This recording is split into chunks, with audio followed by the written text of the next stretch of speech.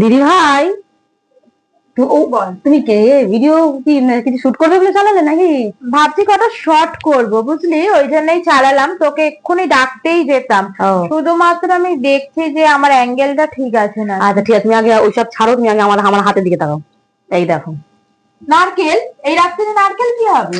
এই নারকেলটা দিয়েই তোমাকে আমাকে একটা জিনিস বানিয়ে দিতে হবে। বলো কি বানিয়ে দেবে, বলো। নারকেল নারকেল দিয়ে কি বানাবো? নাড়ু? নাড়ু খাবি? নাড়ু? মিষ্টি জিনিস আমি খাবো না। ও, মিষ্টি জিনিস খাবি না? অবশ্যই একটা নারকেলে কটাই বা নাড়ু হবে। তাহলে বলো। ফ্রিজে কি আছে? চিংড়ি মাছ কি আছে ফ্রিজে? মনে হচ্ছে আগের দিন আমরা বাজারে গিয়ে মনে হচ্ছে চিংড়ি মাছটা এনেছিলাম। কয়েকটা চিংড়ি ছিল, তাই তো? তাহলে চল আজকে তোকে মালাই চিংড়ি করে খাওয়াই। মালাই চিংড়ির মালাইকারি তো সবাই করে। তো ওই নারকেলে হয়ে যাবে? হ্যাঁ, আজকে মালাই চিংড়ি করব। মানে ঠিক আছে। মালাই নেই তো কি হয়েছে, নারকেলের দুধ দিয়েও কিভাবে মালাই চিংড়ি করা ঠিক যায় আছে। আজকে সেটাই তোকে বলবো। তাহলে চলো বন্ধুরা, মালাই চিংড়ি করতে গিয়ে কি কি লাগছে সেগুলো তোমাদেরকে আমরা জানিয়ে দিই, আর আমারও ইচ্ছাটা পূরণ হয়ে যাক। চলো। চলো, শুধু ওকে কেন খাওয়াবো, তোমাদেরকেও করে দেখাই। তাহলে চলো চটপট করে দেখে নিই। হ্যালো বন্ধুরা, আমাদের স্বাদের ঝুলি চ্যানেলে তোমাদের সবাইকে আরো একবার অনেক অনেক স্বাগত। আজকে তোমাদের জন্য আমরা যে রেসিপিটা নিয়ে এসেছি তার নাম হচ্ছে মালাই চিংড়ি। খুব সহজেই একটা ডেলিশিয়াস রেসিপি তোমাদের করে দেখাবো। তার জন্য অবশ্যই লাগবে চিংড়ি মাছ। এখানে আমি 400 গ্রাম চিংড়ি মাছ নিয়েছি, তোমরা তোমাদের পরিমাণ মতো নিয়ে নেবে। এটাকে ভালো করে খোসা ছাড়িয়ে ধুয়ে নুন হলুদ দিয়ে জাস্ট মাখিয়ে রেখে দিয়েছি। আর এখানে যেটা লাগবে সেটা হচ্ছে পেঁয়াজ বাটা, রসুন বাটা, আদা বাটা, কাঁচা লঙ্কা বাটা, কিছুটা চেরা কাঁচা লঙ্কা নিয়েছি, আর হচ্ছে টমেটো বাটা, আর অবশ্যই যেটা লাগবে সেটা হচ্ছে নারকেলের দুধ। যেহেতু এটার নাম মালাই চিংড়ি, তাই এটা ছাড়া কিন্তু রান্নাটা অসম্পূর্ণ। তার জন্য কিন্তু নারকেলের দুধটা লাগবেই লাগবে। তাহলে বন্ধুরা চলো রান্নাটাকে শুরু করা যাক। আমি প্রথমেই চিংড়িগুলোকে ভেজে নেবো, তার জন্য ফ্রাই প্যানে দিয়ে দিলাম সর্ষের তেল। আর পুরো রান্নাটাই কিন্তু সর্ষের তেলেই হবে। তেলটা গরম হোক, তারপরে মাছগুলোকে আমি ভেজে নেব। তেলটা গরম হয়ে গেছে, এবার এই তেলেই আমি চিংড়িগুলোকে ছেড়ে দিলাম।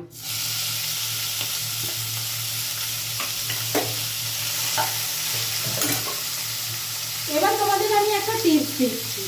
আমরা তো বলেইছি আমাদের রান্নায় একটা করে টিপস থাকবে। এই চিংড়ির মধ্যে সামান্য পরিমাণ জল দিয়ে দেবে।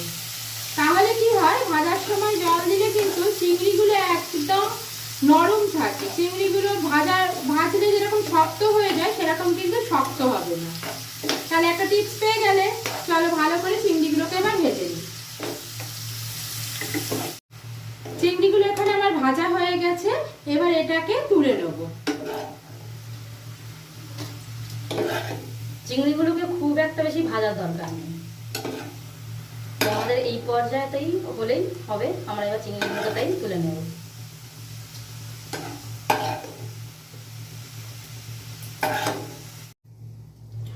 চিংড়ি মাছগুলোকে ভেজে তুলে নেওয়া হয়ে গেছে। এই ফ্রাই প্যানের মধ্যেই আমি আরো কিছুটা তেল দিয়ে দেবো। তেলটা গরম হোক।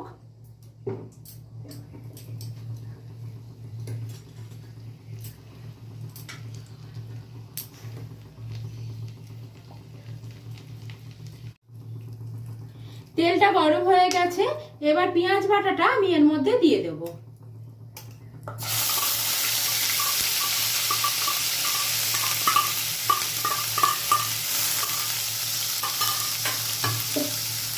পেঁয়াজটাকে খুব ভালো করে ভেজে নিতে হবে, যাতে পেঁয়াজের কাঁচা গন্ধটা কেটে যায়। এই সময় এর মধ্যে আমি দিয়ে দেবো রসুন বাটাটা। দিয়ে দিলাম রসুন বাটা। এই দুটোকেই খুব ভালো করে ভেজে নেব। পেঁয়াজ রসুনের কাঁচা গন্ধ থাকলে কিন্তু তরকারির টেস্ট একদম বাজে হয়। তার জন্য ভালো করে মশলাটাকে কষিয়ে নিতে হবে, যাতে পেঁয়াজ রসুনের কাঁচা গন্ধটা যেন কেটে যায়। পেঁয়াজ রসুনটা খুব ভালোভাবে আমার কষানো হয়ে গেছে। এবার এর মধ্যে আমি মিশিয়ে দেব টমেটো পেস্ট, সঙ্গে দিয়ে দেব আদা বাটা,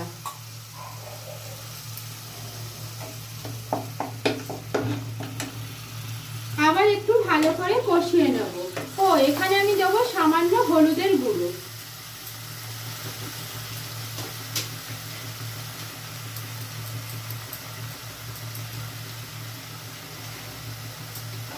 খানিকক্ষণ কষিয়ে নেওয়ার পর এর মধ্যে কাঁচা লঙ্কার বাটাটা অ্যাড করব।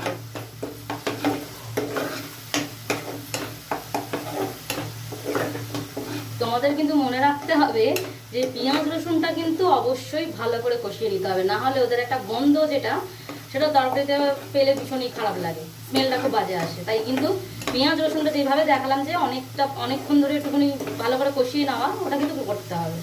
আর গ্যাসের আগুনটা কিন্তু সেই সময় আস্তে রাখবে যাতে পেঁয়াজ বাটাটা পুড়ে না যায়, এই দিকে খেয়াল রাখতে হবে। কারণ যদি তোমরা সবই দিলে ভালো করে কষালে না, সেই রান্নাটার কিন্তু টেস্ট খুব খারাপ হবে। তার জন্য অল্প পরিমাণ মশলাপাতি ব্যবহার করলেও রান্নাটা খুব কষিয়ে করতে হয়, ভালো করে ভেজে নিয়ে করলে রান্নার স্বাদ কিন্তু এমনিতেই বেড়ে যায়। আর আমাদের এই টিপসগুলো অবশ্যই যারা হবে নতুন রান্না শিখছো বা যারা কাজের সূত্রে হয়তো বাইরে থাকো বা পড়াশোনার সূত্রে বাইরে থাকো, একা একা রান্না করতে হয়, অবশ্যই তাদের জন্য। এবার এর মধ্যে আমি কাঁচা লঙ্কা বাটাটা মিশিয়ে দেবো।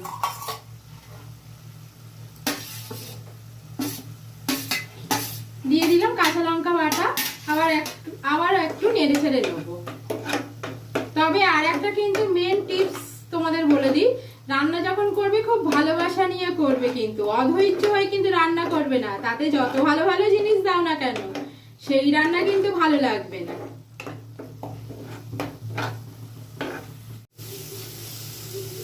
মশলাটা এখানে খুব ভালোভাবে কষানো হয়ে গেছে। দেখো মশলা থেকে কিন্তু তেল ছেড়ে দিয়েছে। মশলা থেকে তেল ছেড়ে দিলেই বুঝতে হবে যে মশলা কষানো হয়ে গেছে।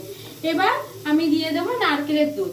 এর মধ্যে কিন্তু অন্য কোনো জল আর ব্যবহার করা হবে না, এই নারকেলের দুধেই কিন্তু রান্নাটা হবে।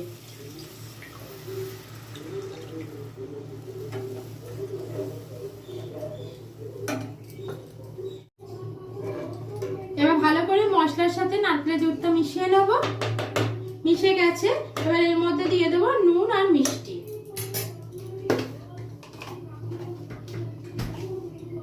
পরিমাণ মতো নুন দিয়ে দিলাম, এটা যে যার স্বাদ মতো নুনটা দেবে।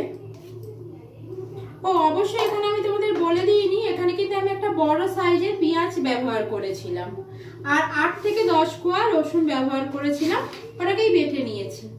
এবার দিয়ে দেবো সামান্য মিষ্টি।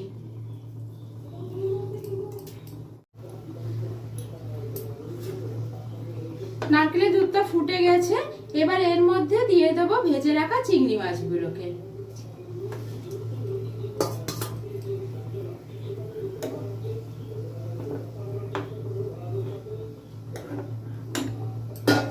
এবার ওপর থেকে দিয়ে দেবো চেরা কাঁচা লঙ্কা। লঙ্কাটা তোমাদের যে রকম ঝাল তোমরা পছন্দ করবে সেই অনুযায়ী দেবে। এবার খানিকক্ষণ আমি ঢাকা দিয়ে ফুটতে দেবো এটাকে। 5 মিনিট হয়ে গেছে, এবার আমি ঢাকনা খুলে দেখে নেব। রান্নাটা কিন্তু আমার মোটামুটি কমপ্লিট হয়ে এসেছে।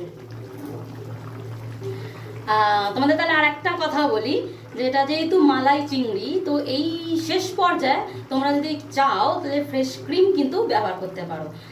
অনেকে আবার রান্নায় কাজু বাটাও ব্যবহার করতেই পারো, কিন্তু নারকেলের দুধটা যেহেতু দিয়েছি তাই আমরা আর কোনো রকমভাবে কিছু ব্যবহার করছি না, কারণ ওটাতেই সব থেকে বেশি ভালো স্বাদ আসবে। কিন্তু যদি দিতে চাও তোমরা কিন্তু অবশ্যই ফ্রেশ ক্রিম লাস্ট পর্যায়ে নামানোর সময় দিতে পারো। এবার দিয়ে দেবো গরম মশলা গুঁড়ো। যদি কেউ গরম মশলা পছন্দ না করো তাহলে কিন্তু এটাও স্কিপ করতে পারো। রান্নাটা আমার হয়ে গেছে, এবার বন্ধ করে আমি রেখে দেবো 5 মিনিট স্ট্যান্ডিং টাইমে।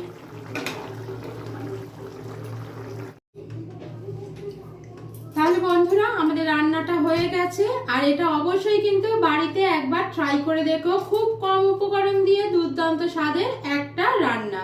আর জানোই তোমরা, চিংড়ি মাছ হলে কিন্তু তার একটা আলাদাই স্বাদ গন্ধ থাকে, বেশি মশলাপাতির কোনো বিশেষ দরকার লাগে না। এইভাবে একবার তোমরা অবশ্যই ট্রাই করে দেখো বাড়িতে।